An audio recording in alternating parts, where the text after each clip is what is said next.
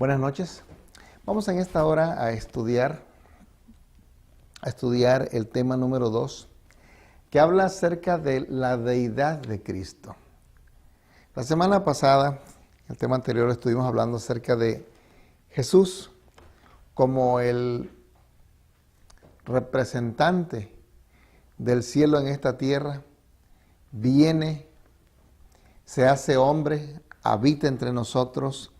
El mismo testimonio del Padre, habíamos analizado este detalle, en Hebreos 1.8 dice, mas del Hijo dice, Hebreos 1.8, Dios es el que está hablando, donde dice, mas del Hijo dice, tu trono, oh Dios, por el siglo del siglo, cetro de equidad es el cetro de tu reino.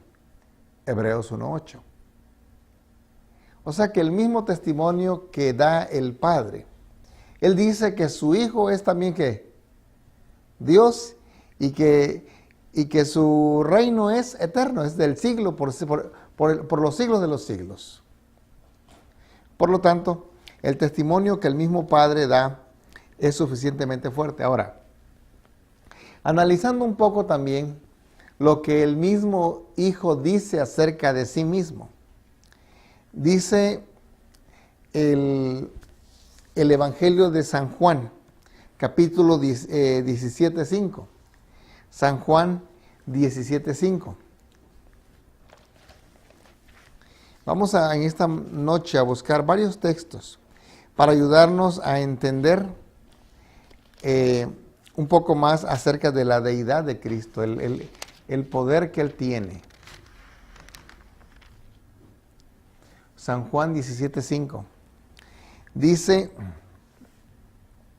ahora pues, Padre, glorifícame tú al lado tuyo con aquella gloria que tuve contigo antes que el mundo fuese. Este texto es bien interesante, porque dice que Cristo existía ¿desde cuándo? Desde el principio, desde antes que existiera este mundo, Él ya existía. Allá en un momento en la eternidad, Cristo ya existía junto con el Padre. Ahora, fíjense que hay una teoría, una doctrina que enseña de que Cristo es un ser creado, ¿sí? Pero que allá en la eternidad, Dios lo creó. Pero está tan cerca, ¿verdad? Al principio de todo, ¿sí? Que pareciera que es eterno. Sin embargo, la Biblia nos dice, ¿verdad?, que Cristo es eterno. ¿Sí? Cristo es eterno. Él mismo dice, yo pongo mi vida, la quito y la vuelvo a poner, la vuelvo a tomar. O sea que Él es capaz de hacer eso consigo mismo. Ahora, fíjense, el mismo Evangelio de San Juan, capítulo 10, el verso 30. San Juan 10:30 nos dice, yo y el Padre uno somos. O sea que Cristo y el Padre son una sola persona en el sentido de deidad, ¿sí? Es un solo Dios. Dios el Padre, Dios el Hijo, forman lo que llamamos nosotros la deidad, junto con el Espíritu Santo. Ahora, fíjense, Cristo mismo tiene poder. Es decir, Cristo tiene la autoridad que ningún otro ser en el vasto universo tiene. San Marcos 13:41. Ahí encontramos nosotros, en San Marcos 13:41,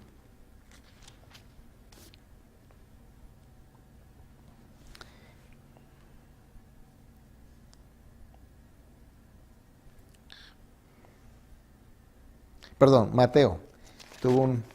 Mateo 13:41, no Marcos. Mateo 13:41.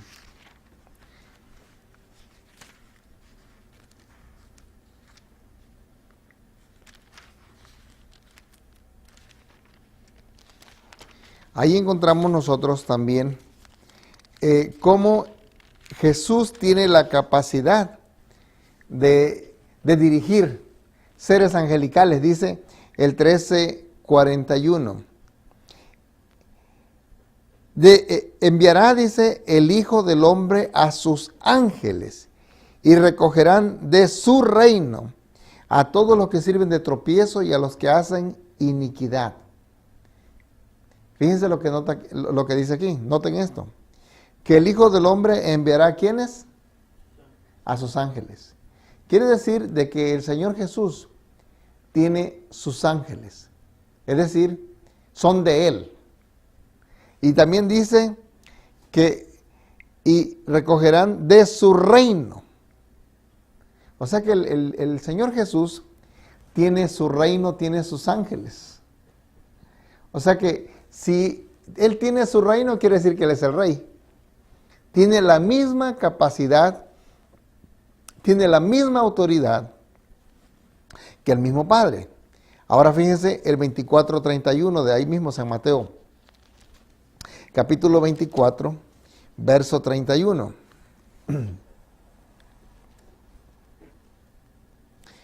Dice, y enviará sus ángeles con gran voz de trompeta, y juntarán a sus escogidos de los cuatro vientos, desde un extremo del cielo hasta el otro.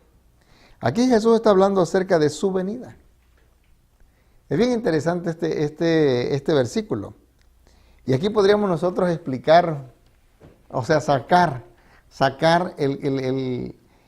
la enseñanza.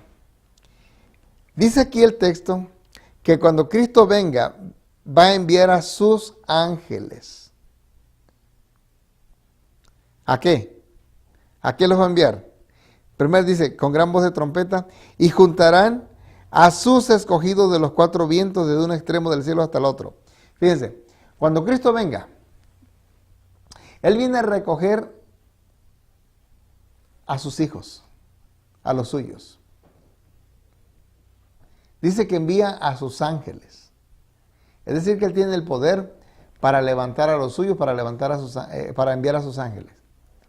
Este no es el punto del tema, pero fíjense, les explico esto. Cuando el Señor Jesús venga con sus ángeles, Él va a juntar de todos los extremos de la tierra, desde los cuatro puntos cardinales. Él va a levantar tanto a muertos como a vivos que hayan creído en Él. Y eso lo confirma en 1 Tesalonicenses capítulo 4, verso 13 en adelante. ¿Sí? Nos dice que Cristo va a venir con voz de arcángel, con trompeta de Dios, descenderá del cielo, dice, y los muertos en Cristo resucitarán primero.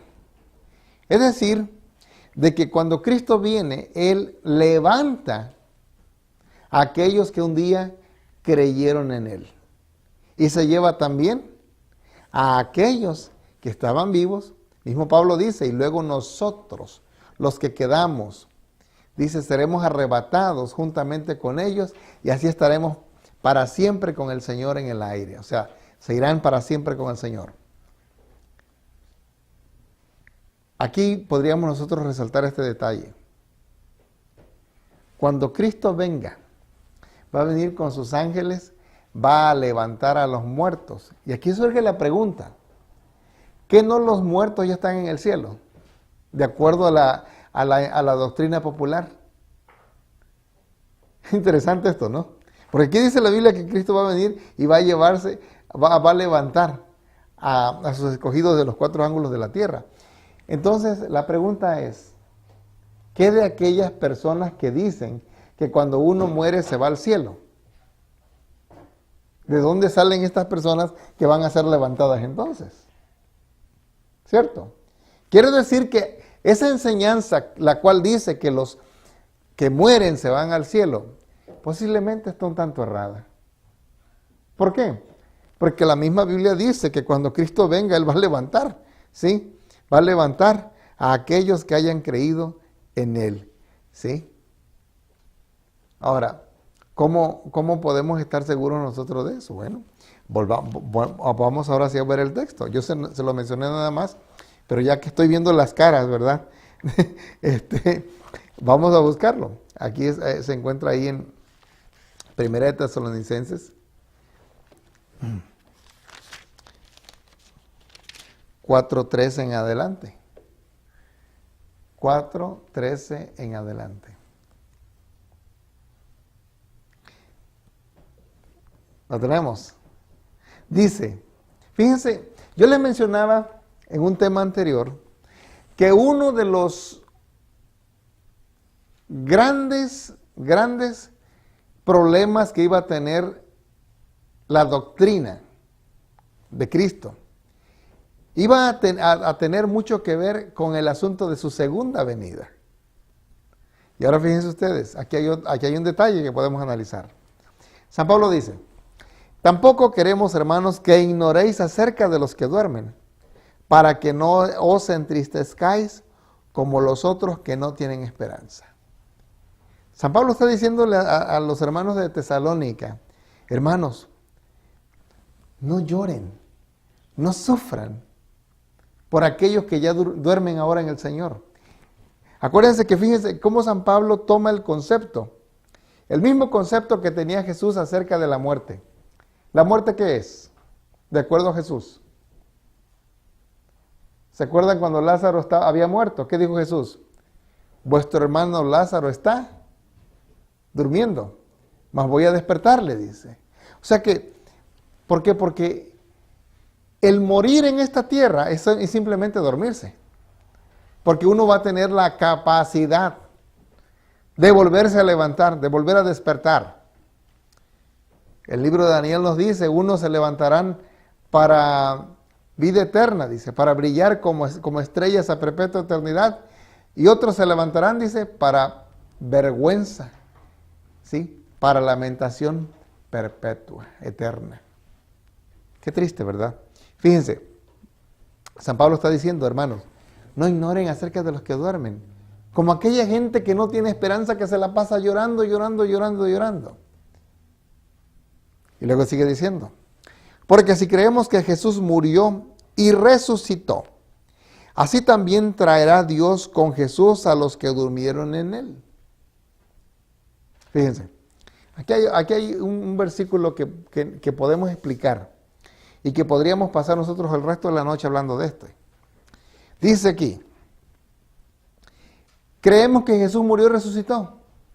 ¿Quiénes lo creen? A ver, levanten las manos. Creemos que Cristo murió y resucitó. De la misma manera Dios traerá, dice, a los que durmieron en él. Ahora, fíjense que esa palabra, el verbo traerá, mucha gente lo interpreta de la siguiente manera. ¿Viste lo que dice ahí? Que cuando Cristo venga, Él traerá. Es decir, va a bajar a los que durmieron en Él. No. No está diciendo eso. De acuerdo al contexto, la manera como Pablo lo está expresando aquí, no quiere decir eso. Muchos dicen, sí, dice que traerá. Quiere decir que cuando mueren se van, pero ahora van a regresar. No, señor. Fíjense.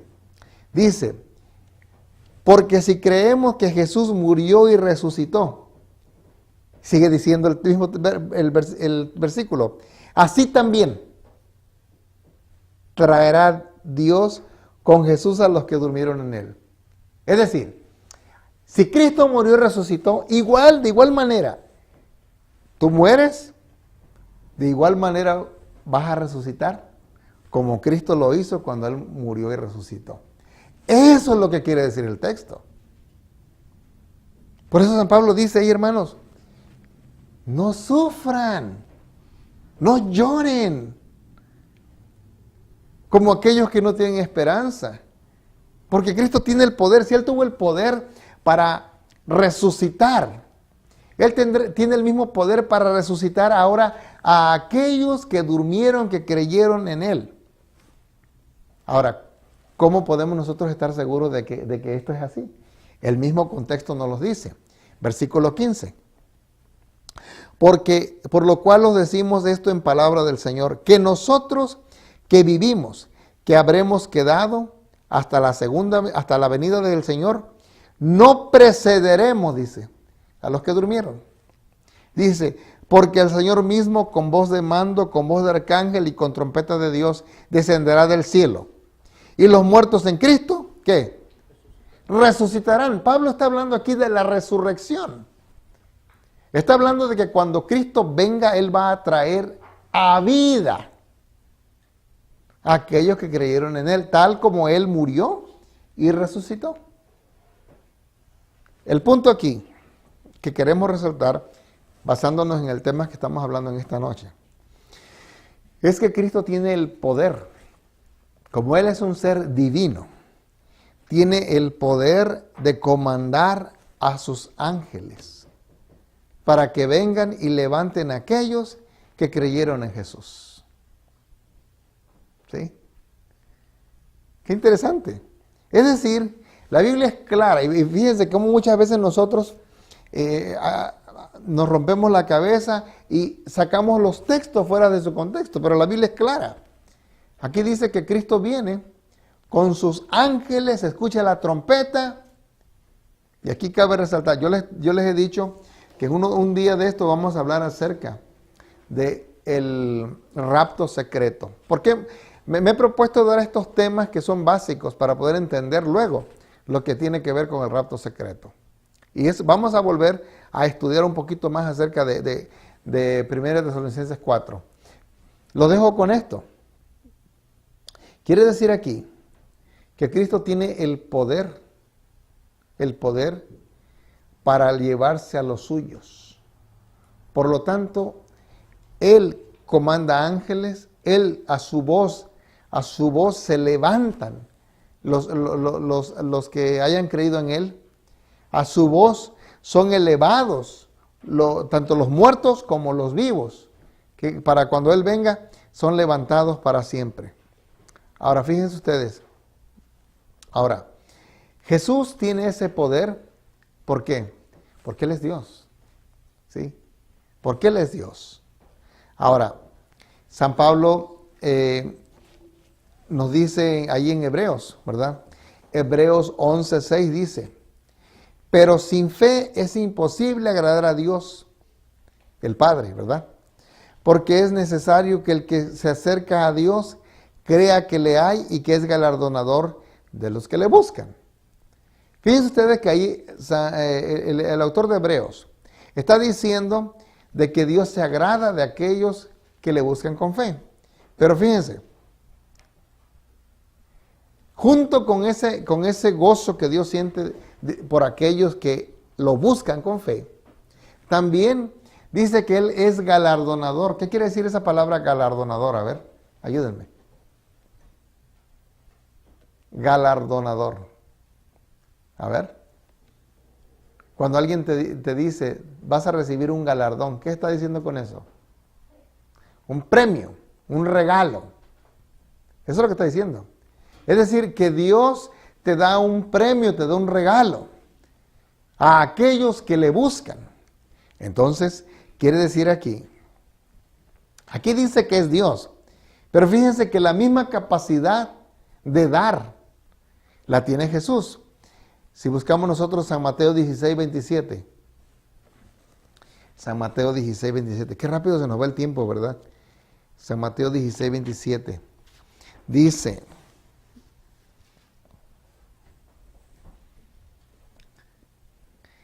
porque el Hijo del Hombre vendrá en la gloria de su Padre, con sus ángeles, y entonces pagará a cada uno conforme a sus obras. Aquí podríamos hacer la pregunta obligada, basándonos en el pensamiento que teníamos cuando leímos 1 Tesalonicenses 4:13 en adelante.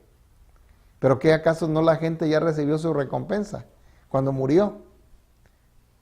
La Biblia dice que no. Porque aquí mismo dice, porque el Hijo del Hombre vendrá en la gloria. ¿En qué momento reciben las personas su regalo, su galardón? Cuando Cristo viene en su gloria. ¿Sí? No reciben las personas el premio cuando se mueren, ¿no? Dice aquí que cuando Cristo venga con sus ángeles, ¿sí? Y entonces pagará a cada uno conforme a sus obras. Ahora, esto nos deja saber a nosotros otra cosa acerca del aspecto divino de Cristo. En Hebreo nos dice que Dios es el que da galardón. Aquí en Mateo nos dice que Cristo es el que da el galardón. La pregunta es, ¿quién es el que da el galardón entonces? Los dos, ¿cierto? ¿Verdad? Dios es eterno, ¿sí? Dios a través de su Hijo nos da la vida eterna. Cristo al recibirnos, al venir Él y llevarnos con Él, nos da su vida eterna, nos da el galardón. O sea que notan ustedes este aspecto, que Cristo y Dios tienen funciones iguales, ¿sí? En su mayoría tienen sus funciones iguales. Y el título es el mismo. Él mismo habla acerca de él. Y ahora fíjense, me llamó la atención este texto. Isaías 44:6, y con este versículo cerramos esta noche. Isaías 44:6.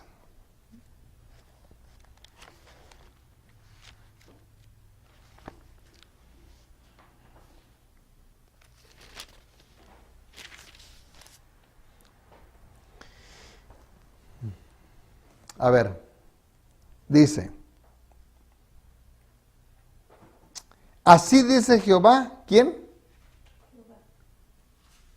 Jehová, ¿quién es? ¿Qué dice aquí? 44:6 de Isaías. Así dice Jehová, Rey de Israel.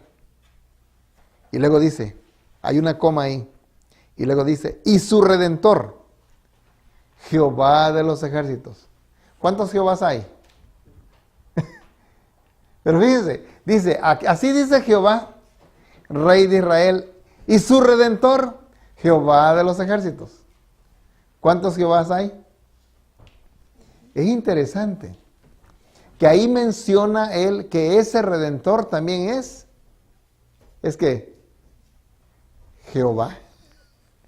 ¿Notan ustedes? Y de acuerdo a lo que nosotros leemos en la Escritura, ¿quién es el Redentor?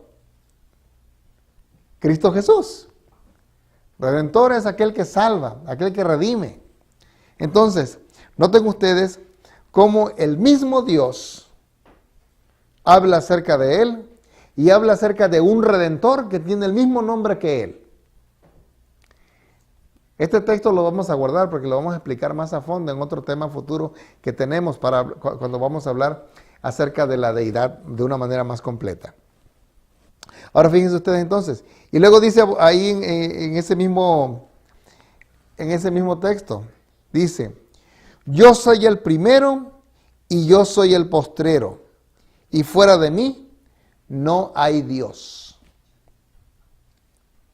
Ahora, ese texto donde dice Jehová, yo soy el primero y soy el postrero, es lo mismo que dice Jesús en Apocalipsis capítulo 1. Dije que ya era el último versículo, ¿verdad? Pero mentí, ya pequé.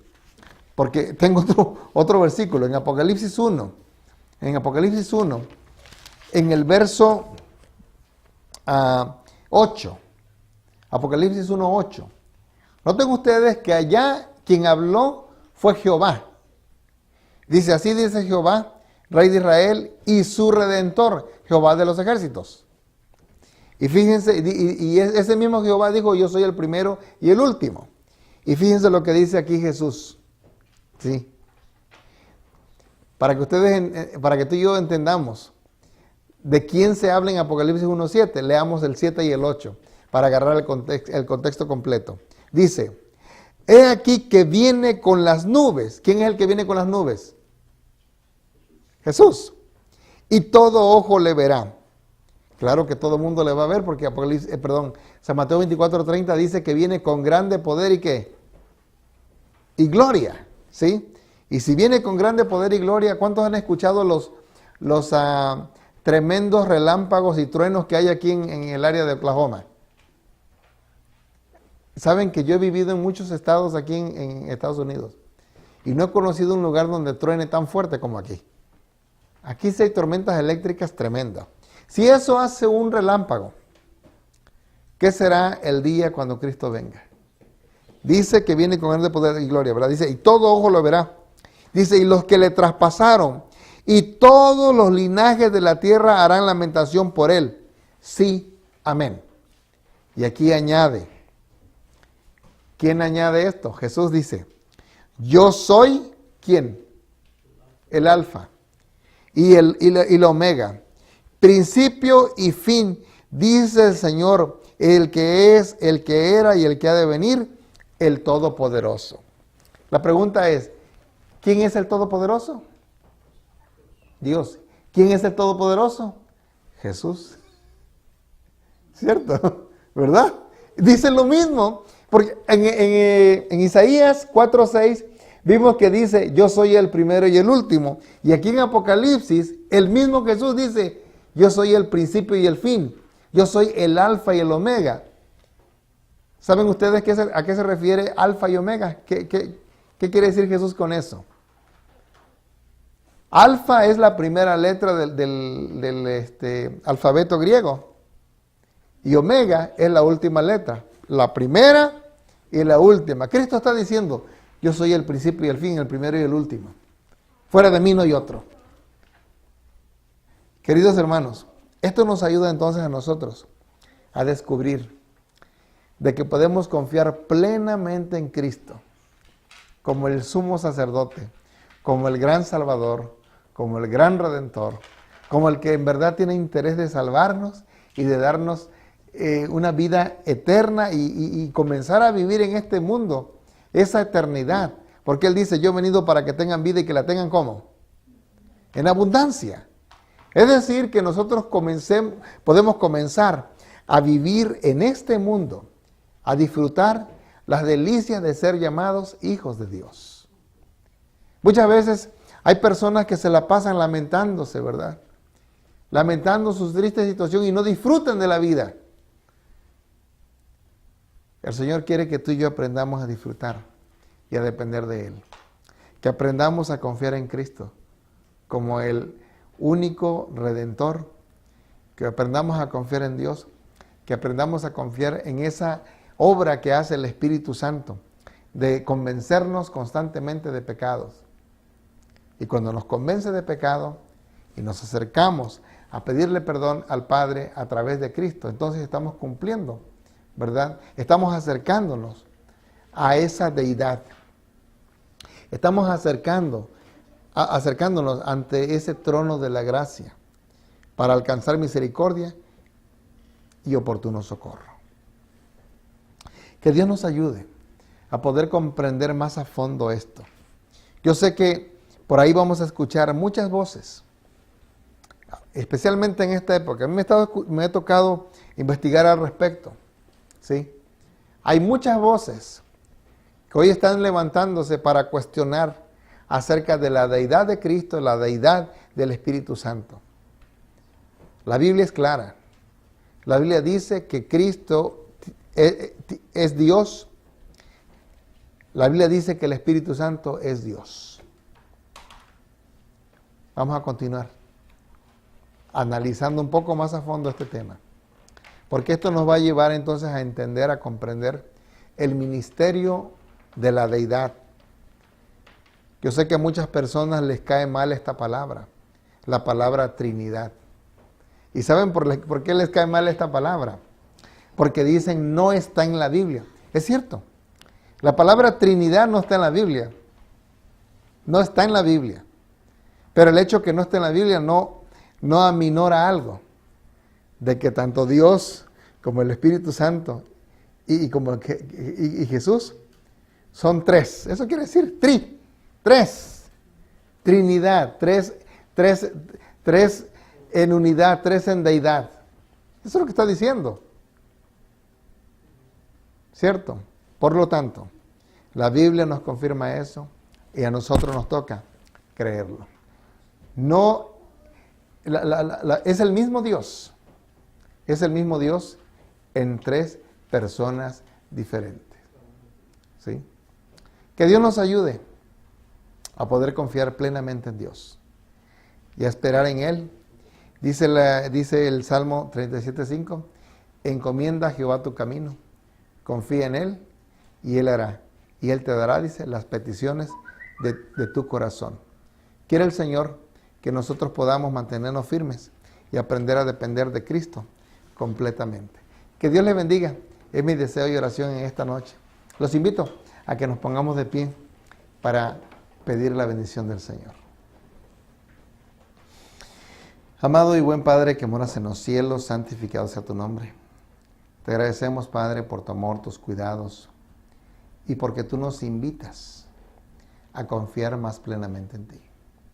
Gracias, Señor, porque tu palabra es clara, porque en tu palabra tú muestras la verdad, porque en tu palabra, Señor, tú nos invitas a confiar plenamente en cada aspecto de la obra que tú quieres realizar en nuestras vidas a través de tu Hijo, a través del Espíritu Santo. Motívanos, Señor, a poder acrecentar nuestra fe. Acrecenta nuestra fe, Padre.